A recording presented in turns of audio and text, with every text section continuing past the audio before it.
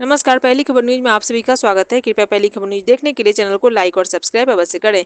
पूर्णिया सांसद पप्पू यादव ने कोसी सीमांचल में ज्यादा से ज्यादा आला कमान से कांग्रेस को सीट देने की मांग की है। पप्पू यादव ने अर्जुन भवन पूर्णिया में पत्रकारों से बात करते बताया कि इस इलाके के लोग जात पात से ऊपर उठकर कांग्रेस को वोट करना चाहते हैं, इसलिए राजद को भी इस इलाके में कांग्रेस को सीट छोड़ देना चाहिए।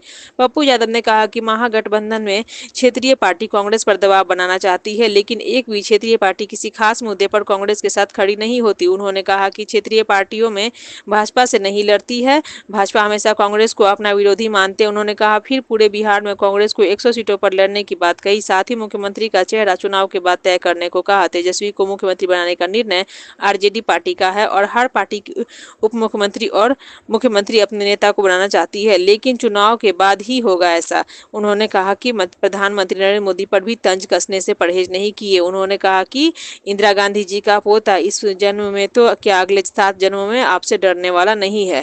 मैं कई बार लगातार इस बात को कह रहा हूँ,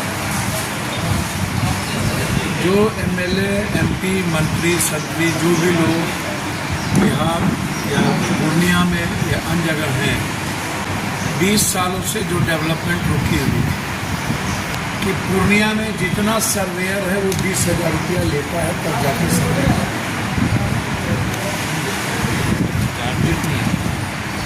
20,000 पहले दो, तब मैं जमीन पर सर्वे करूँ।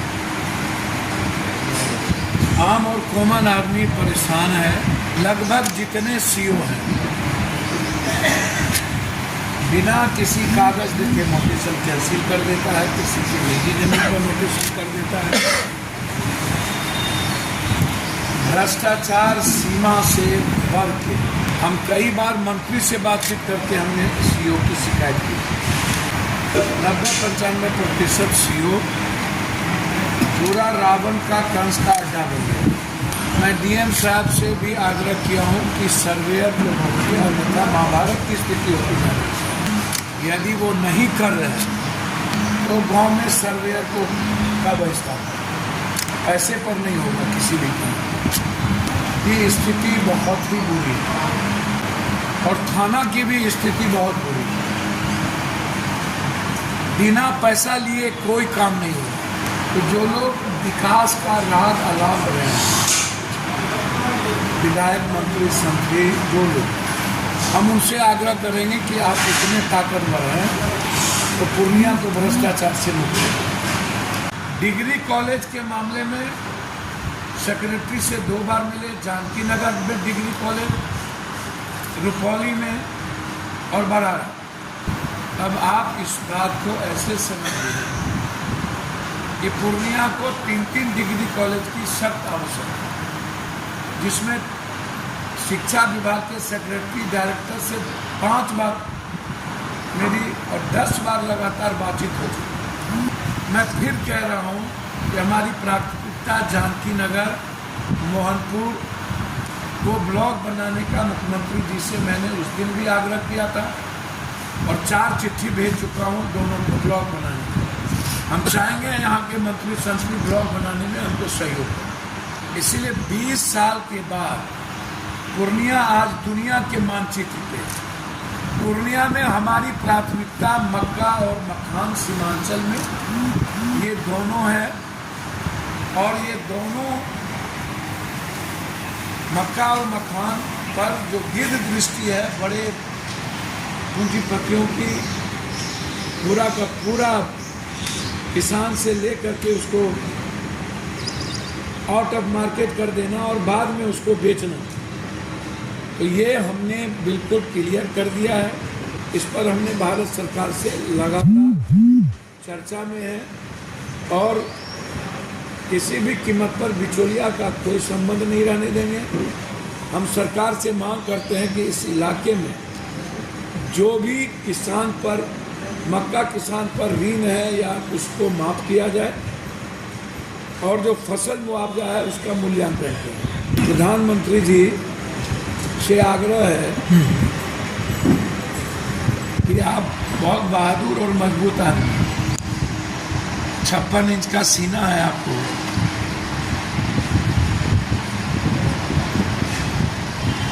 आप सकारात्मक कामों में लगे।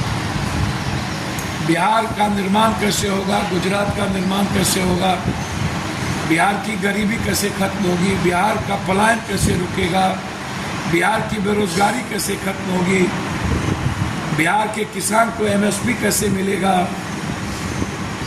आप इस कानून पे लगिए। आप जो लगातार नेशनल अदालत को लेकर के ईडी और सीबीआई का इस्तेमाल कर रहे हैं, मैं समझता हूं कि इंदिरा गांधी जी का पोता इस जन्म में क्या 7 जन्म में आपसे नहीं डरे। आप जितना डर दिखा लीजिए, क्योंकि मुझे लगता है कि आप डर चुके हैं, आप डरे हुए इंसान हो गए। आपको राहुल और प्रियंका गांधी से काफ़ी ज़्यादा डर है। आपको लगता है कि इन्हें किसी भी तरीके से, जैसे आप सदस्यता अविलंब रद्द करवा दिए थे, एक बिल्कुल नकली केस करवा करके, फिर जिसमें कुछ भी नहीं है, और बार बार पूरे परिवार को टॉर्चर करने की जो साजिश है, यह दर्शाता है कि आप को कानून के प्रति, संविधान के प्रति, जो सुप्रीम कोर्ट के जज भी जिस बात को कह दिए थे कि सारी संस्थाएं खत्म हो रही है, चाहे वो ईडी हो, सीबीआई हो, चुनाव आयोग हो, चाहे वो बैंक हो, और चाहे वो सुप्रीम कोर्ट हो, 6 जज ने जो बात कही थी,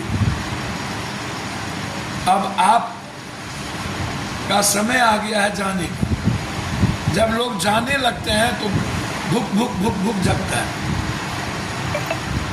तो मेरा आग्रह है कि भगवान आपको सद्बुद्धि दे, और विपक्ष को आप मजबूत करिए। विपक्ष जब मजबूत रहेगा तो आप भी मजबूत रहिए। और मुझे लगता है कि जो सीमांचल और कोसी है, ये कांग्रेस की जमीन है। हम आग्रह करेंगे महागठबंधन में आरजेडी के नेताओं से और अपने प्रभारी से भी कि सीमांचल कोसी को और मिथिलांचल को, जहाँ पर बिना जाति धर्म की राजनीति है, यह कांग्रेस की ओर देखी। इसलिए सीमांचल कोसी में अधिक सीट कांग्रेस को लड़नी चाहिए,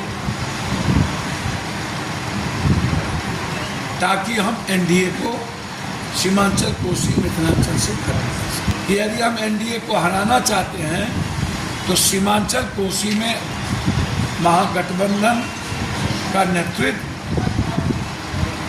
कांग्रेस की जमीन समझते हुए कि जिस पार्टी की विचारधारा जिस इलाके में है वहाँ वही लड़े, और कांग्रेस का ही अधिकार बनता है सीमांचल कोसी में अधिक सीटों पर लड़ने। पहले ही बात हो चुकी है, और सचिन पायलट जी भी बोले हैं कि जब हम जीतेंगे तो हम सीएम का फेस बनाएंगे। अब दिल्ली में बैठे नेता जो निर्णय ले लेंगे तो हम उसके साथ रहेंगे। क्षेत्रीय पार्टी बीजेपी से लड़ती ही नहीं और लड़ना ही नहीं चाहती।